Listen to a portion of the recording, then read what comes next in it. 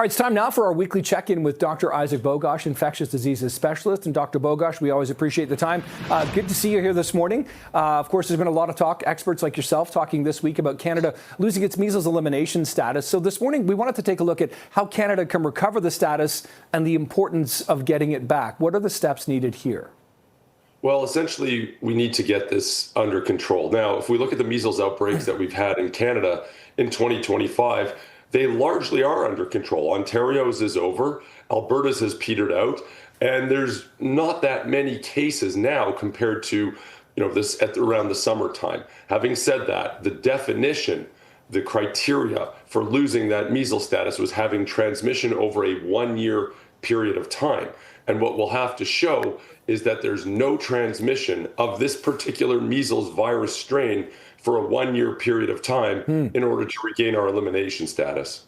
Okay, so we'll have to sort of wait on that one, I guess, suppose, for about a year, Dr. Bogoch. In the meantime, you're very prominent and active in global public health as well. What is the responsibility? What does the global public health community think about Canada losing this status? Are they shrugging? Is this a wrist slap? What kind of is the potential impact or ramifications from that side of things?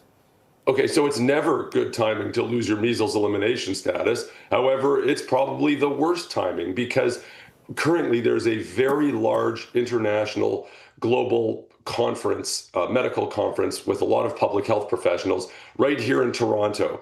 And there's thousands of delegates from all over the world. And of course, a couple of days ago, we lose our measles elimination status. So we have delegates from all over the world, high income, middle income, and low income countries here in Canada who are hosting.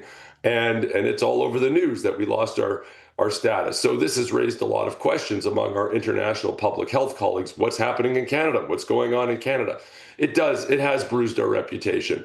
And it's going to take time to regain that reputation and regain the trust of certainly of the Canadian public who remain unvaccinated for measles and other routine childhood immunizations. This takes time, this takes effort, this takes resources to really reach out to communities who still have ongoing questions or skepticism towards vaccines, and to do that heavy lifting to build back that trust such that when they're faced with the position of whether or not they want to vaccinate themselves or their family, they make a smart decision.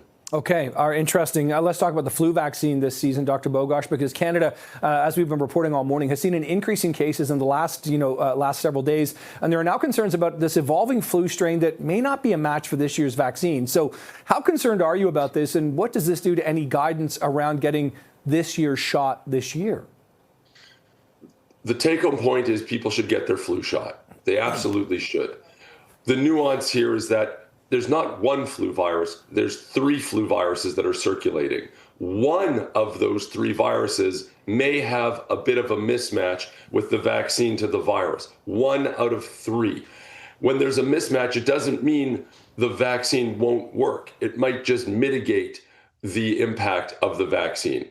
So there's still 2 other circulating flu viruses where the vaccine works really well, and one where it may not work as well. All this to say, I think we have to be careful about how we talk about this so people don't think, oh, the vaccine's not going to work, I'm not going to get it. Nothing could be further from the truth.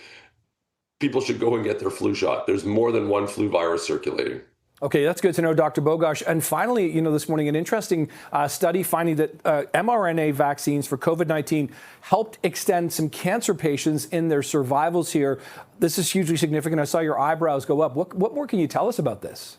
Well, this is phenomenal. And it's just one of those knock-on benefits that we see through vaccination. But what really this is getting a better understanding of how we can harness the immune system to fight cancer. And this is a very exciting area of cancer therapeutics.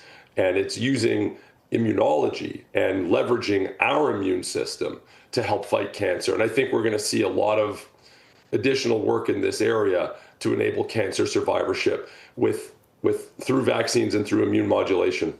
Okay, well, that's an encouraging place to leave this week's conversation, and I feel like you and I both need to rest our voices, Dr. Bogoch. So for you, at least, we'll leave it there. Thanks for joining us this morning. Have a great day, Nick.